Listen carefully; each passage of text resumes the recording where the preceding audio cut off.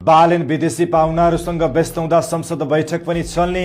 आजको संसद बैठकमा सरकार विरुद्ध सशक्त प्रतिरोध गर्ने गरी विपक्षी दलहरू एकजुट। आज एकै समयमा एकातर्फ प्रतिनिधि सभाको बैठक बस्दैछ भने त्यही समयमा र सिंहदरबारमा प्रधानमन्त्री बालेन शाहले विभिन्न देशका राजदूत तथा मिसन प्रमुखहरूसँग सामूहिक भेटवार्ता गर्दैछन्। काठमाडौँमा रहेका तथा नयाँ दिल्लीबाट आएका युरोपेली संघका 22 तथा थप कूटनीतिज्ञलाई आज 11 बजे परराष्ट्र मन्त्रालयले सिंहदरबारमा बोलाएको छ भने संसद बैठक पनि बिहान 11 बजे बस्दैछ।